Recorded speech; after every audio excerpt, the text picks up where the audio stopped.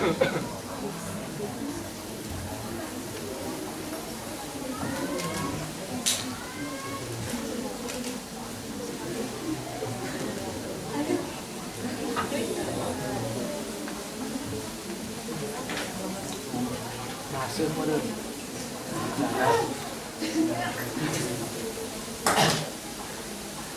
sekalian, kita akan memainkan cerita tentang Antigo.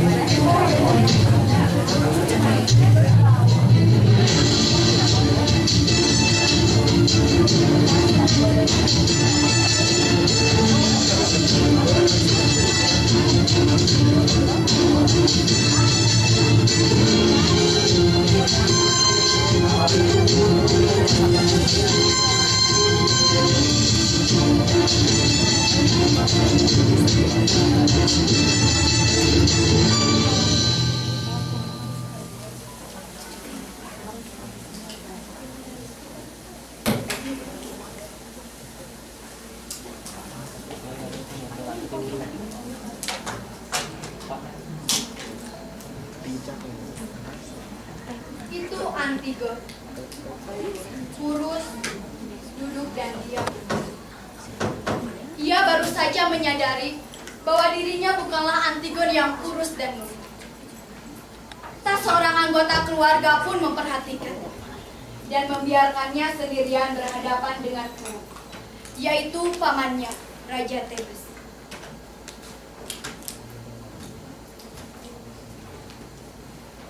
Antigon tahu bahwa ia akan mati. Padahal ia masih muda, masih ingin hidup dan mencintai kehidupannya. Namanya Antigon, dan ia harus menjadi Antigon sampai akhir hayatnya. Sejak pertunjukan dimulai, ia sadar bahwa dirinya berbeda dengan saudaranya, Ismail.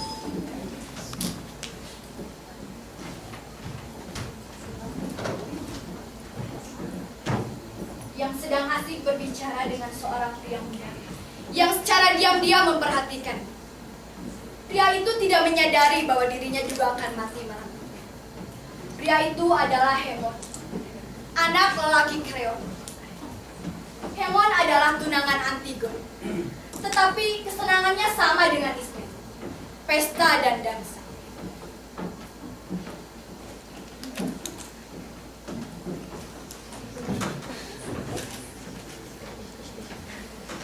Kreon, lelaki bertubuh tegap. Ia tampak lelah dengan kerutan di wajahnya. Ia lelah mengatur kerajaan. Dulu, ketika ada Oedipus dan pejabat penting lainnya, ia menikmati hidupnya dengan pesta, wanita, dan barang antik. Namun, ketika Oedipus dan anak-anaknya meninggal, ia diserahi tugas untuk menggantikan Oedipus.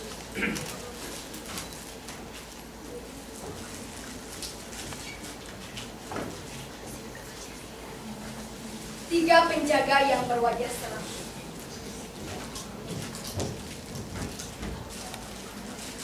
Meskipun mereka berwajah seram, tetapi mereka sama seperti kita. Mempunyai suami, mempunyai anak, dan mempunyai masalah dalam rumah tangga. Nanti kita akan tahu bagaimana tanpa disadari mereka akan menjadi tenang.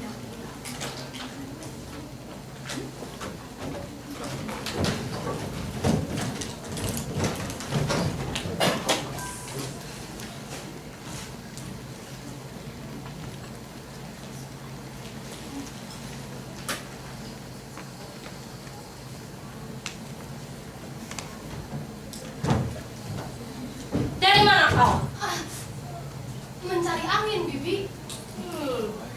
Mencari angin. Aku sudah bangun ketika hari masih gelap. Aku ke kamarmu dan melihat kau tak ada tempat tidurmu, Antigon.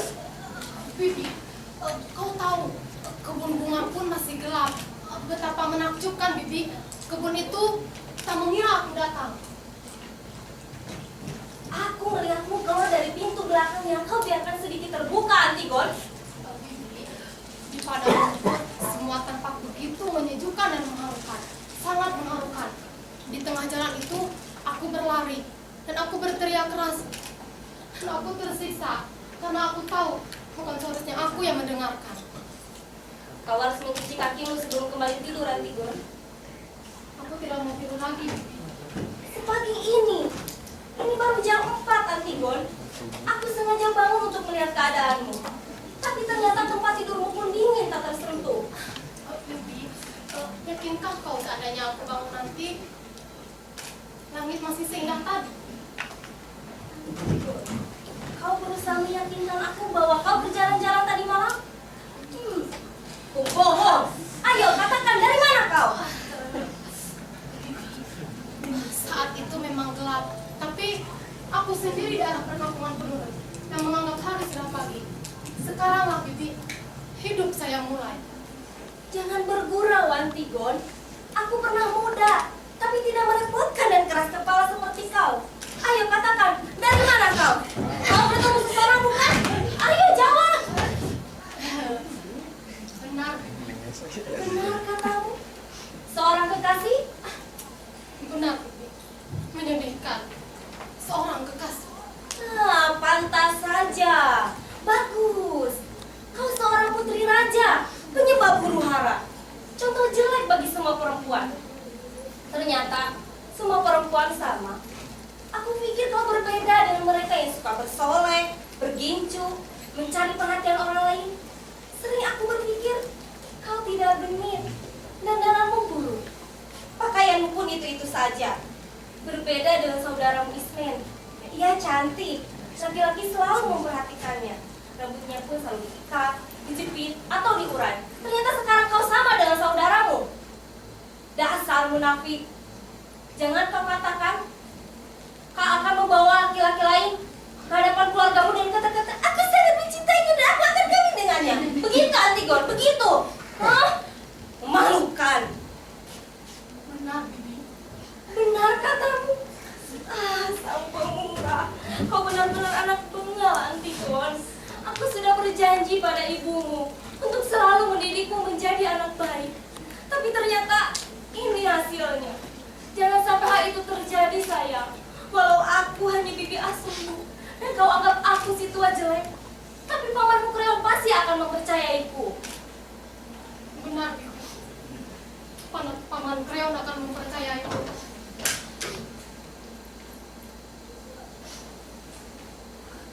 Sekarang, tinggalkan aku sendiri. Antigon, kau tahu apa yang akan dikatakannya nanti jika ia tahu bahwa kau keluar dengan laki-laki lain? Dan tunanganmu Hemon, iya tunanganmu. Dan kau pergi dengan laki-laki lain. Begitu kau masih berharapan aku percaya pada tindakanmu. Kau tahu apa yang akan aku lakukan? Memukulmu seperti biasanya. Sudahlah, Bibi. Jangan berteriak keras-keras. Sabarlah sedikit. Apa? Bersak? Kau melarangku berteriak, Antigon. Aku sudah berjanji pada ibumu untuk selalu menjagamu. Apa yang akan dikatakannya nanti jika ia melihat kelakuanmu ini? Ia pasti memarahiku. Tua bangka yang tak mampu menjaga anakku, yang kerjanya bagaikan anjing penjaga, berkeliling membawa selimut untuk anak-anakku. Tua bangka penidur, gegabah, dan kau berhasil menyelinap keluar, Antigon. Itu yang akan dikatakan ibumu. Aku merasa bersalah dan malu. Apa yang dapat aku lakukan? Aku hanya bisa menjawab hamba bersalah, hamba bersalah. Itu yang kamu inginkan, Antigon. Sudahlah, Bibi. Kau bisa bicara apa adanya pada ibu.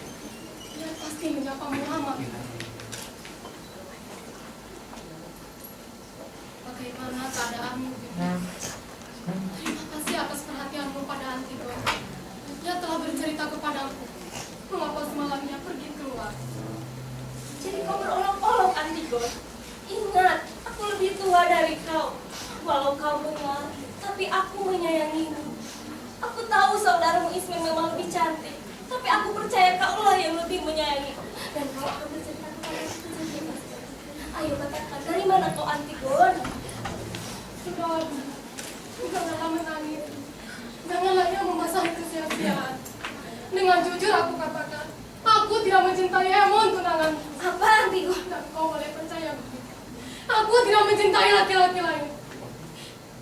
Sudah, hapuslah air matamu. Jika kau terus menangis seperti itu, maka aku akan kembali seperti anak kecil. Lagi ini, masa itu tunggu. Kau sudah bangun lagi. Aku baru saja keluar dari kamar. Iya, Jadi kalian berdua, kalian benar-benar sudah gila. Bangun sebelum para pembantu menyiapkan sarapan. Sebagai seorang putri raja, seharusnya kalian masih tidur. Kalian akan menyusahkan saya. Kalian ini benar-benar gila. Gila. Tahu Antigon, aku sedang berpikir sesuatu. iya. Sepanjang malam aku berpikir terus. Kau keterlaluan. Iya, tak mungkin kita melakukannya, Antigon. Mengapa? Kita bisa dihukum mati, Antigon. Tentu saja. Itu resiko kita. Dan kita wajib mengubur mayat saudara kita. Apa yang kau harapkan saya dari pembagian seperti itu? Aku tak mau mati, Antigon. Aku juga. Aku belum mau mati. Dengarkan, Antigon. Aku itu lebih tua dari kau. Pengalamanku lebih banyak. Kau terlalu cepat mengambil keputusan. Dan itu justru kebodohan, Antigon. Terkadang ada saatnya pikiran itu tidak kita perlukan. Tak mungkin, Antigon. Dan mulanya aku malu pada kebodohan saudara. Sangat buruk. Tapi kemudian aku mengerti tindakan paman. Aku tidak mau mati. Dia raja dan dia harus memberi contoh, Antigon. Aku bukan raja dan aku tidak harus memberi contoh. Sudahlah, Antigon. Keningmu berkerut, pandanganmu tak tergoyahkan. Dengarkan, Antigon. Terkadang aku itu bijaksana dari kau. Aku tidak butuh bijaksanamu. Ayolah, coba mengerti, Antigon. Antigon, Kreon itu raja. Semua orang menyetujui tindakannya. Mereka ada di mana-mana, di sekitar kita dan di seluruh Tebes. Aku tak peduli. Antigon, mereka akan mengejek kita, mencemooh kita, meludahi wajah kita. Kita harus berdiri di atas kereta yang ditarik di tengah kerumunan mereka. Dan di sana sudah menunggu penjaga bermuka seram, kaku, dan tangan yang kasar dan mengerikan. Pandangan mereka kosong bagaikan kerbau yang minta dikasihani. Sikap mereka bagaikan singa yang siap bertindak tanpa banyak tanda. Penderitaan, kita harus merasakan penderitaan tanpa bisa menolak. Mereka datang tak terduga, dan itu harus dihentikan. Tapi mereka datang dan datang lagi, bagaikan jeritan tajam. Aku tak sanggup Antigon.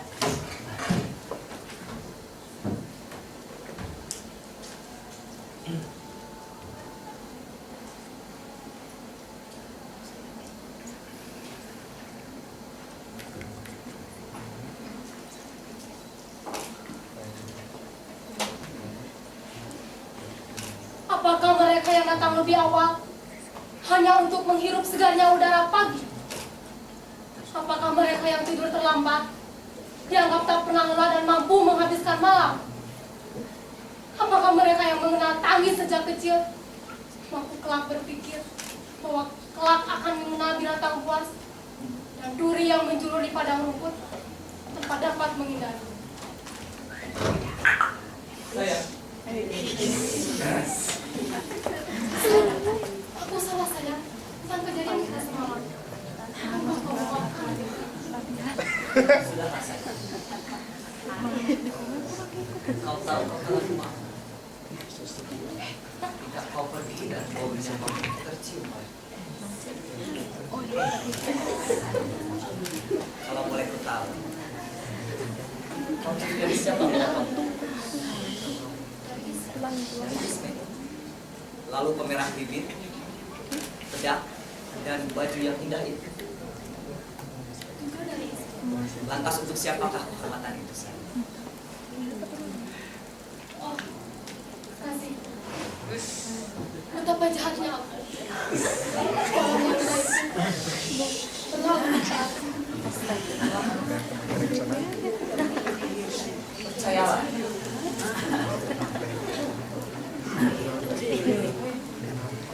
Masih. Mungkin tidak, Hemon. Kau mulai lagi. Pertengkaran memang selalu menjadi bumbu kebahagiaan. Kebahagiaan. Oh. Dengar, Hemon.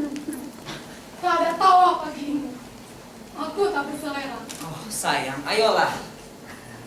Kalau kau tak berselera, aku pun juga sama sepertimu. Tak akan berselera.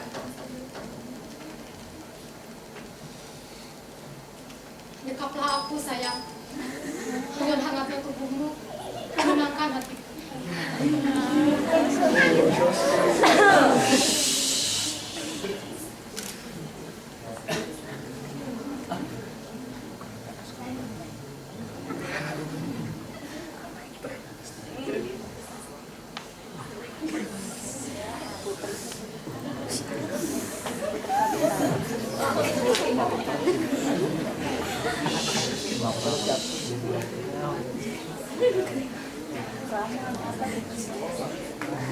Seperti ini.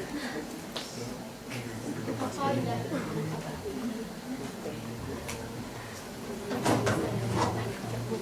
Aku akan berbicara dua hal denganmu.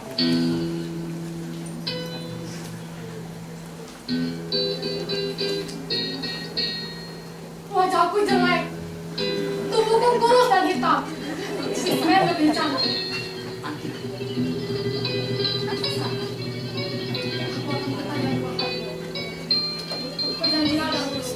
Setelah kau dengar hal itu, kau akan bersedia keluar tanpa banyak bertanya dan tanpa menoleh kepadaku. Antigo, tidak mengerti.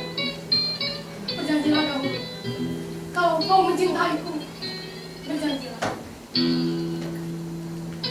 Wajahmu terlihat bimbang. Ayolah sayang, berjanjilah.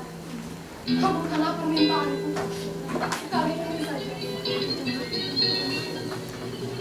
Baiklah, baiklah, baiklah. Aku berjanji. Terima kasih. Dengarlah. Pertama, tentang peristiwa semalam. Mengapa aku memakai baju Ismet, minyak wangi dan pembelah bibirnya? Wajahku jelek. Aku tidak yakin kau benar-benar mencintaiku. Maka aku melakukan hal itu agar aku terlihat lebih cantik dan kau lebih mencintaiku. Jadi hanya untuk itu, sayang. Benar. Kau menertawakanku. Antigo. Aku puas. Kau bisa melihat keburukan dan kejelekan mataku. Maafkan aku, sayang. Sebenarnya, aku menyuruhmu datang ke rumah agar kau bersedia menikahiku saat itu juga. Jadi Antigo. Hewan! Ingat janjimu. Kau sudah berjanji tidak akan banyak bertanya. Maafkan aku, sayang. Kedua, aku mengatakan tadi bahwa aku sangat mencintaimu. Aku lancang, tapi justru itu membuatmu sedih. Kekasihku, maafkan aku. Ternyata kau tak pernah dan tak akan menjadi suamiku. Antigo. Hewan! Ingat janjimu. Kau sudah berjanji tidak akan banyak bertanya. Jika kau bicara, aku akan meloncat ke Antigo. wajahmu. Hewan! Ingat janjimu. Kau sudah berjanji tidak akan banyak bertanya. Pergilah, Hemon. Keluar. Keluar cepat. Kabulkanlah permintaanku. Sekali ini saja.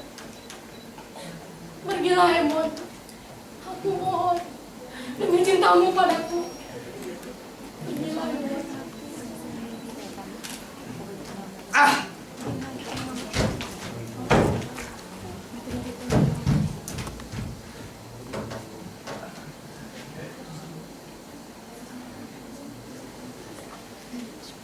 Nah, selesailah sudah urusan Hemon Antigo. Antigon, Iya, aku tak bisa tidur. Aku takut kau keluar dan menguburkannya hari itu. Antigon adikku sayang, kami semua mencintaimu. Hemon, Bibi, dan aku, kami semua mencintaimu. Kami butuh kau. Polini sudah mati. Dia tidak pernah mencintaimu. Dia tidak pernah akrab dengan kita. Jahat.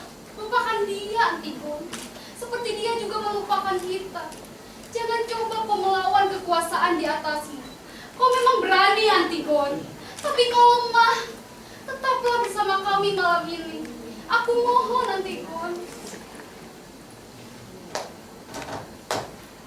Terlambat. Ketika kau bertemuku pagi tadi, aku telah melakukan. Antigon!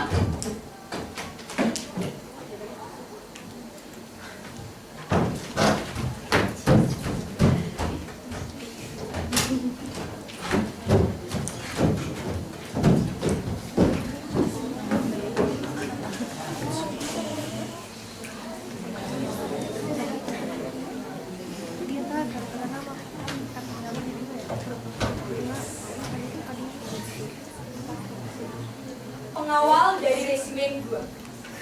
Apa? Hamba melapor. Kami bertiga bertaruh untuk memilih siapa yang menghadap Tuan. Dan Apa taruhan yang itu ingin jatuh kau pada laporkan? diri.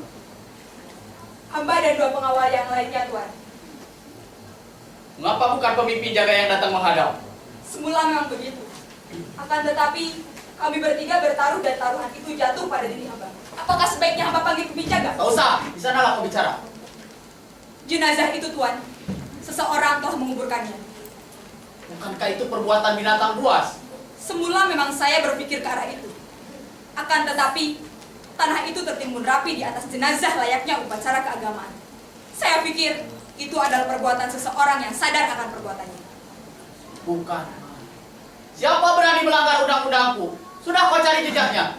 Sudah, Tuan, tak ada jejak yang menghilang bagaikan burung. Karena tak lama pengawal yang lainnya menemukan stok mainan anak-anak tua yang berkarat. Dan pengawal yang lainnya menyimpan sebagai tanda bukti. Seorang anak. Perang saudara yang mengerikan berakhir sudah. Komplotan pengkhianat Polinis tertangkap. Pemuda yang bersekutu dengannya. Ulama yang mengambil kesempatan pada situasi itu terbasmi. Seorang anak. Harus dimulai dari yang paling dekat. Pada siapa saja kau ceritakan perbuatan ini? Tak seorang pun, Tuan. Kalau demikian, ceritakan tugas ini pada teman kamu. Tuan, hamba bersumpah, hamba akan tutup mulut. Akan tetapi, sementara hamba di sini, mungkin teman-teman yang lain sudah menceritakan kepada orang-orang di luar sana. Tuan, anak hamba 2, yang satu masih kecil. Di depan pengadilan nanti, Tuan adalah satu-satunya saksi yang mengetahui hamba berada di sini. Jika rahasia ini terjaga, kau akan selamat.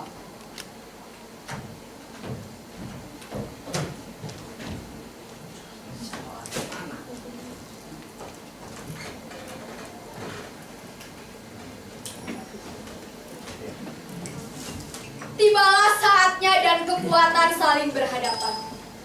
Tinggal menunggu langkah berikutnya. Inilah awal tragedi. Diperlukan sedikit dorongan agar tragedi muncul. Cepat! Cepat!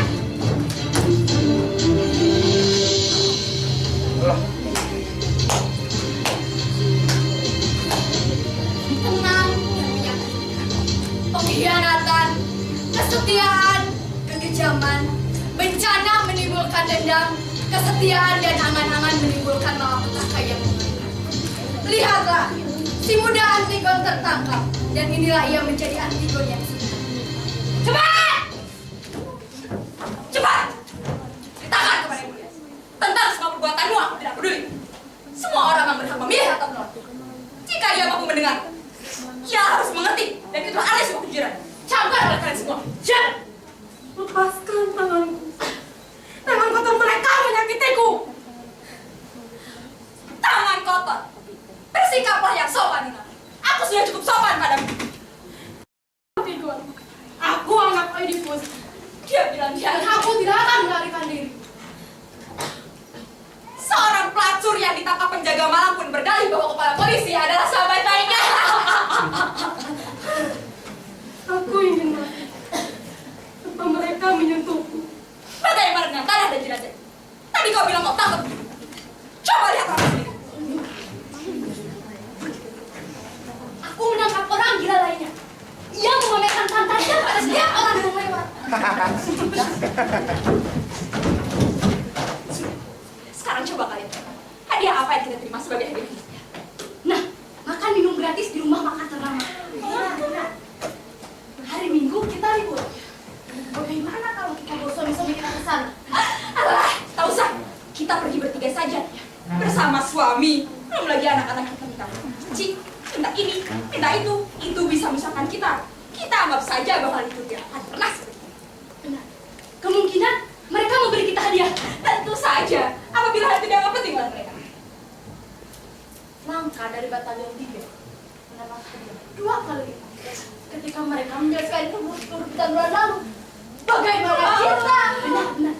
Katakanlah, jika kita mendapatkan hadiah 2 kali lipat lebih besar, kita pergi ke rumah minum. Tapi rumah minum di Istana Arab untuk bermabuk-mabukan. Kau sudah gila. Kau kan tahu di sana harga minum lebih mahal. Dengar. Pertama-tama kita pergi ke bar. Setelah itu kita pergi ke rumah makan di Istana Arab. Cobalah kalian bayangkan bagaimana isi baju sana ini. Benar, luar biasa. Bagaikan istana. Kita mendapat lipat. Suami-suami kita akan tahu. Kabar ini akan menyebar ke segala penjuru. Dan kita mendapat hujan kata. Sudah. Kita lihat saja nanti. Pada saat perayaan nasi nanti, tentulah suami-suami kita akan datang ke mana. Di saat itulah kita bertiga pergi bermabuk-mabukan bagaimana. Tapi kita harus pesan tempat dulu. Tentu saja. Izinkan aku beristirahat. Biarkan dia beristirahat. Tapi kalian berdua jangan lewat.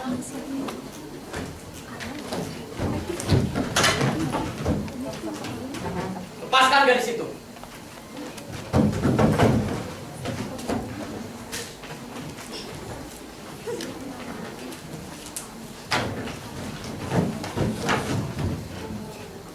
Bawa.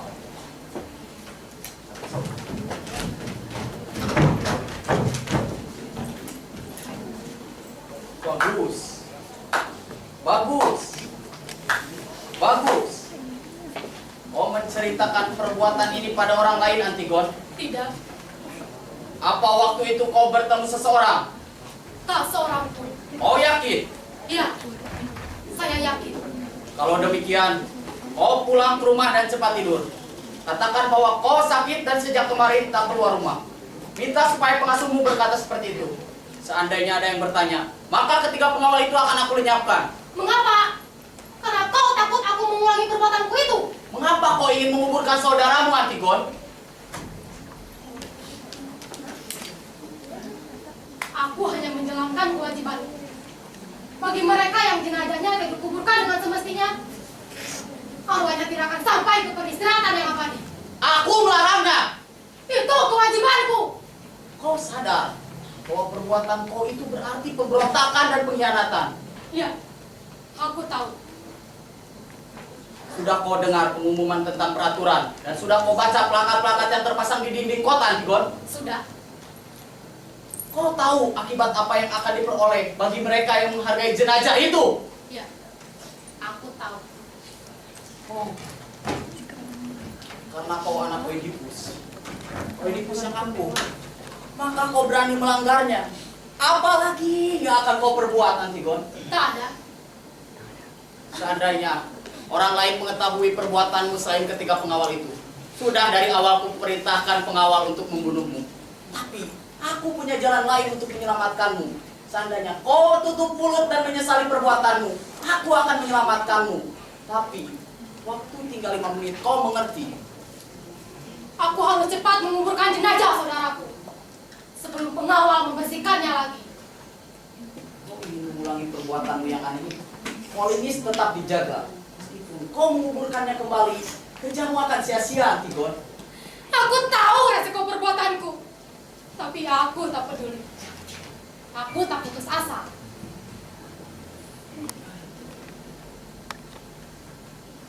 Dengarkan baik-baik.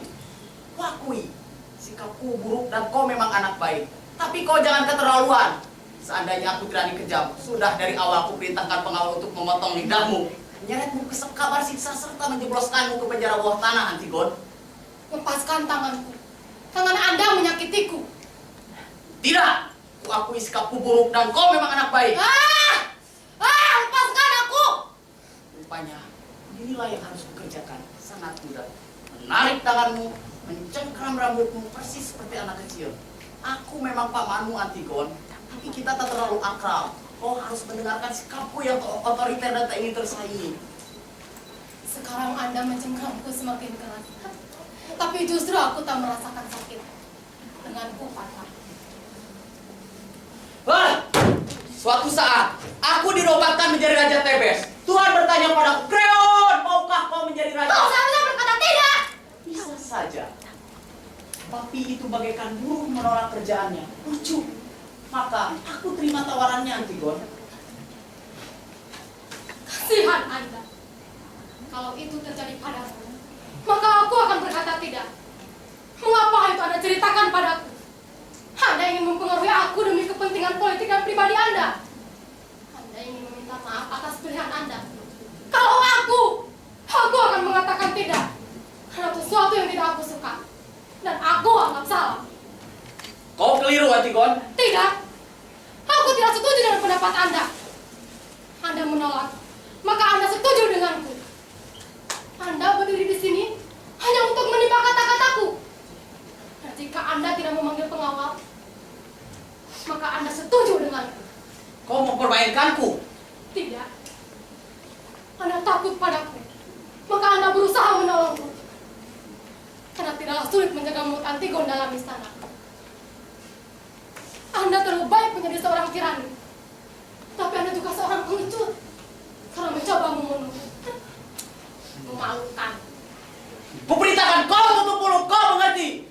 Kau memerintahkan aku seorang budak? Kau kira kau bisa? Kamar tunggu penuh pengawal. Kau mau kehilangan nyawamu? Kita buktikan. Baik. Buka pintu. Pengawal sedang menungguku. Tutup mulutmu demi Tuhan. Tenang kulit. Antigon. Apa lagi kau? Maafkan aku, Antigon. Lihat, aku sudah memiliki keberanian. Kita bisa menunggunya bersama-sama. Maksudmu? Jika kau menghukum mati dia, aku juga harus mati bersamanya. Tidak sekarang. Bukan kau. Tapi aku.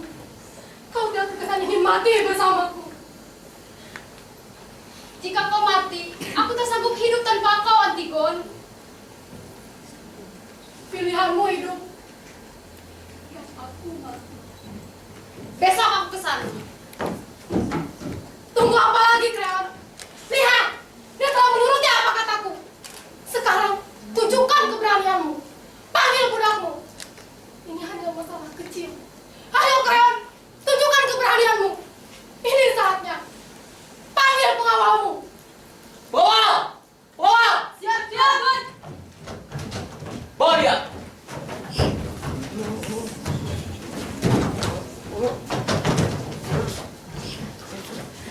Terima kasih, Kreon.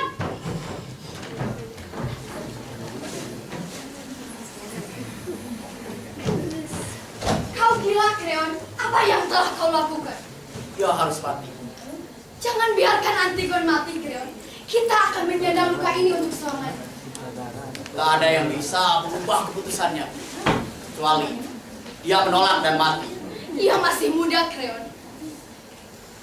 Apa yang harus kulakukan? Hukumnya dia hidup-hidup. Ayah! Ayah! Ayah! Ayah! Dia Hemon. Lupakan dia. Ayah, Anda gila, ayah! Lepaskan aku, ayah! Percayalah Hemon. Ayah telah membantumu. Ayah telah menolongnya. Tapi ia tak mencintaimu. Dia lebih mencintai mimpi dan kematiannya, Hemon. Ayah! Ya, lihat pengawal menyeretnya, ayah. Jangan biarkan mereka membawanya, ayah. Hemon, Antigon membicarakan apa yang dia lakukan. Sehingga seluruh Tebes mengetahui. Ayah wajib menghukumnya, Hemon. Lepaskan aku, ayah. Apa tak ada jalan lain? Anggap saja ia gila dan asingkan. Sudah. Namun mereka tak percaya karena dia calon istri anakku. Masa bodoh dengan orang banyak? Ayah pemimpin mereka, ayah. Hemon, ayah menjadi raja karena undang-undang, Hemon. Ayah! Aku anakmu, ayah. Aku anakmu. Demi aku, ayah. Tolong kembalikan dia, ayah. Wah, Kang Iman Muna, Antigon ingin mati. Antigon akan meninggalkan kita semua. Antigon ingin mati, nah. Kau yakin, ayah? Kau yakin bahwa aku bisa hidup tanpa dia, ayah? Aku bisa menghadapi cara hidupmu, kecerewetanmu, keras kepalamu, kesombonganmu tanpa dia di sisiku, ayah. Kau harus, Hemon. Suatu saat, nanti di antara kita akan menemukan kesedihan. Sekarang, atau nanti, di sanalah kau harus menjadi seorang laki-laki. Sudah terlambat, ayah. Sudah terlambat, ayah. Jangan salahkan aku, Hemon. Dan kau juga jangan salahkan aku. Kekuatan dan keberanian itukah membangunku dari sisi Antigon, dan yang akan menyelamatkanku dari kegelapan dan kesulitan. Itukah kau, ayah? Kasih sayang yang kau berikan ketika aku sakit, dan pengetahuan yang kau berikan melalui buku-bukumu, ayah. Itukah kau, ayah? Benar, Hemon. Yakin, ayah? Benar, Hemon. Kekuatan dan kebanggaan, itukah tujuan menjadi seorang laki-laki, ayah?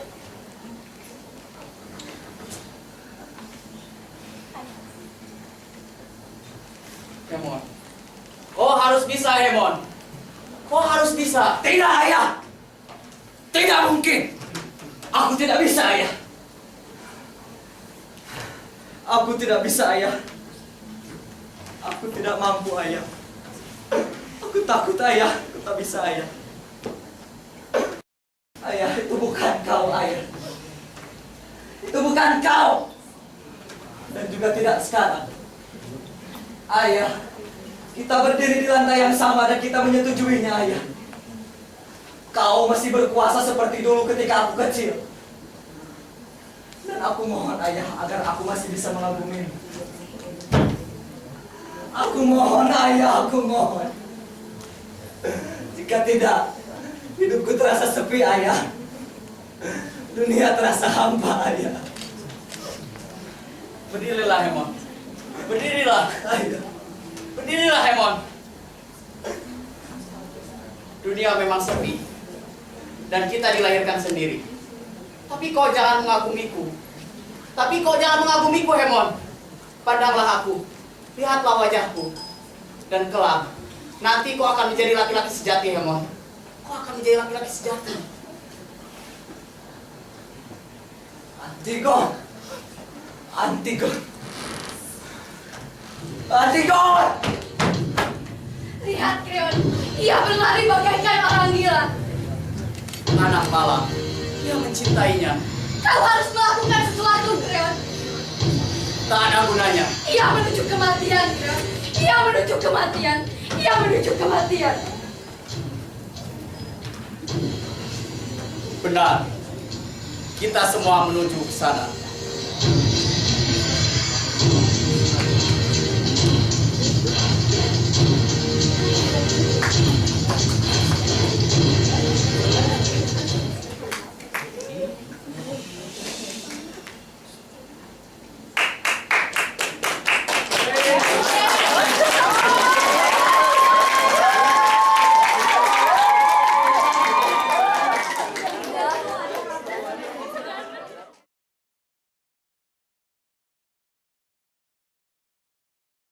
Yang sekarang tentu saja pementasan ini tidak akan berlangsung sempurna kalau tidak didukung dengan latihan-latihan yang serius. Bagaimana cara pengolahan naskah menjadi bagian dari tubuh kalian, dari pemikiran kalian, sehingga teman-teman bisa mewujudkan satu tokoh A, tokoh B, tokoh C, tokoh D, sehingga mewujudlah tubuh aktor di atas pentas. konsentrasi yang terjaga itu adalah modal dari aktor. Itu yang pertama. Terus ada catatan lain yang saya buat.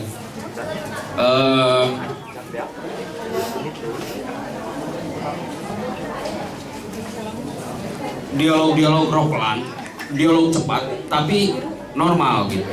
Efek-efek emosinya sampai. Itu yang teman-teman sudah lakukan, dan ini adalah pelajaran buat teman-teman yang lain. Pelajaran bagaimana mengutarakan dialog cepat, dialog ropel tanpa menghilangkan diksi, intonasi, dan kekuatan emosi pada dialog-dialog tersebut.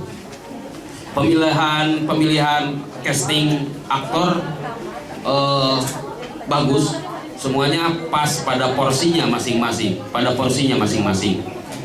Saya harus berkata jujur ya pada pementasan ini. Terus disinilah teman-teman menunda kebiasaan keseharian di kampus atau keseharian di rumah atau keseharian pada keseharian teman-teman, di mana di wilayah panggung adalah wilayah penjelmaan sosok aktor. Di sini seolah-olah terjadi sebuah kekerasan terhadap Antigon. Antigon dijambak seperti asli, dipukul seperti asli gitu. Mungkin di sini ada sebuah kepasrahan diri, melebur pada tokoh-tokoh yang dibawakan, saya salut pada teman-teman. Terus cuman ada beberapa kelemahan. Di sini adalah Antigon.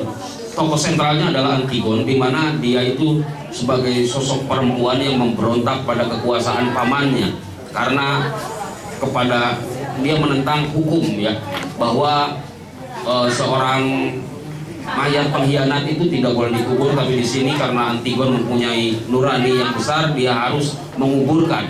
Nah, di sini karakter vokal Antigon kurang sedikit lagi powernya itu ditambah sedikit lagi. Nah, ini bukan kelemahan, tapi sesuatu yang harus diperbaiki oleh Antigon ya, buat kedepannya diperbaiki lagi, sering diolah lagi. Terus kelemahan dari Antigon adalah seringnya tepuk dada antara kamu raja kepada saya, selalu berulang-ulang. Mungkin ya itu efek yang tidak disadari, tapi efek terhadap visual itu sangat mengganggu. Jadi tidak seharusnya sering menepuk antara kamu dan saya, itu sering menepuk dada, itu tidak usah keseringan seperti itu. Cuman saya merasa terganggu dengan lampu yang nyala ini. Lampu yang nyala ini dari awal sampai akhir itu nyala terus. Jadi ketika ada pergantian adegan, sehingga pemain pada posisi sebelah kiri sementara berada di kanan harus pindah, itu kelihatan ininya. Dan apa sih maksud dari efek lampu tersebut gitu ya, efek dari lampu itu. Terus korelasi antara pewarta dengan pertunjukan ini sebuah pertanyaan ya. Pewarta korelasinya dengan pertunjukan Antigon ini, apakah pewarta itu bagian dari Antigon atau pewarta itu terpisah ruang dan waktunya itu terpisah, atau satu waktu? Itu sebuah pertanyaan. Tapi intinya teman-teman sudah berhasil menampilkan naskah yang berat, karena di sini ada tentang Oedipus. Mau tidak mau teman-teman harus membahas, membaca, mengupas tentang Oedipus itu siapa, sehingga lahirlah Antigon dan kakaknya Polynesis. Ismene, anak dari Oedipus itu. Berarti teman-teman harus membedah dulu itu. Saya salut pada teman-teman, keberanian teman-teman, penyerahan diri teman-teman untuk laporan dan lain sebagainya. Terima kasih. Assalamualaikum warahmatullahi wabarakatuh. Ya, pertunjukan ini hebat, asik, dan tidak bosan saya melihatnya. Pertama, kenapa? Karena ada kepasrahan tadi aktor. Ketika misal dipeluk itu, tidak lagi timbul bahwa kamu adalah temannya si A, kamu pacarnya si B. Nah, keasikan itu juga sangat luar biasa. Dan itu memang harus ditiru karena panggung adalah mimetik kan, peniruan tadi. Tapi benar kata Jambo bahwa Jean-Marie Pierre-Lucian Anouilh ini kan menulis ulang tentang Antigone dari Sophocles. Nggak ada bedanya sebetulnya, sama-sama saja antara suku Tebes bernegara suku satu itu.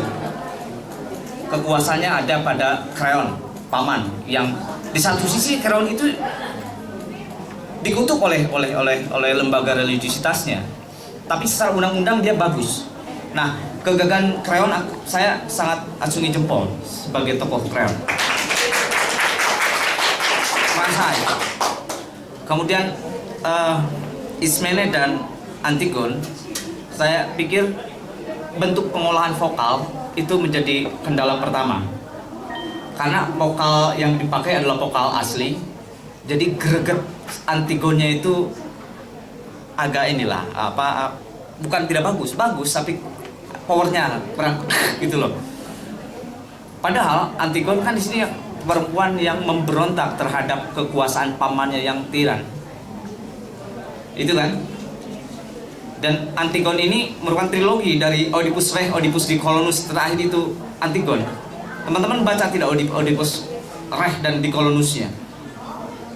Kalau baca itu, kemudian pasti akan memahami kenapa Antigone kemudian menjadi berontak. Nah, karena teman-teman membawa naskah Yunani ini, mau tidak mau, karena ini satu kesatuan dalam Sophocles loh. Dibaca tidak versi Sophoklesnya, naskah pertamanya? Iya, membaca ya. Nah, apa yang membedakannya dengan Jean Anouilh ini? Kalau untuk Jean Anouilh ini dibahasnya tidak ada paduan suara. Tapi kalau yang di Sophocles itu dimasukkan paduan suara di sana. Ya, Jadi, itu kan elementer. Iya. Secara inti cerita kan tidak ada yang beda. Ya, sama saja. Ya, Jean-Marie Pierre-Lucian Anouilh ini tidak ada bedanya dengan ini. Hanya perspektif sebetulnya. Bahwa Jean Anouilh ini mengangkatnya kepada era 1950-an aja itu. Itu tidak ada. Tapi teman-teman, bagi saya sebagai penonton service juri, saya sangat menikmati pertunjukan kalian. Terutama pada patih-patih pengawal raja itu oke. Kerjasama yang hebat. Nah, berbeda bisa dengan Jabo tentang pewarta, saya justru menikmati adanya pewarta di sini. Walaupun nanti benang merahnya apa pewarta dengan naskah Antigone ini. Sejak awal itu sudah menikmati, tetapi kemunculan pewarta kemudian berdialog langsung dengan Kreon itu yang kemudian jembatan menjadi putus. Itu awalnya Ya. sih inginnya itu Pak, jadi dipecahkan itu ruang antara si Mur ini dengan dialog Mas Kreon ini yang kita pecahkan batasnya itu. Ya, betul, bagus. Persoalannya adalah pewarta itu muncul pada gimmick pertama, berbeda dengan kemunculan pewarta yang ketika berbicara dengan Kreon. Itu yang membedakannya. Kalau saya misal, lebih menarik ketika si pewarta akan berbicara dengan Kreon, lebih baik bermain dengan hand prop-nya, yaitu center saja. Dan itu mewakili sosok pewarta. Jadi dia berbicara tentang angan-angannya, berbicara tentang hasrat seorang Kreon. Nah, ketika dimunculkan, ini menjadi bias. Pewarta sebagai pewarta kah? Atau sebagai pewarta yang merupakan bagian dari Antigone? Karena secara kostum pun sudah menjomplang gitu. Tapi kalian hebat, pewarta dahsyat, mengantarkan itu edan kalian tuh. Ya, selamat. Salut, bravo. Tepuk tangan sekali lagi untuk Antigone. Terima kasih kepada Dewan Juri yang telah memberikan komentarnya. Mbak Eji.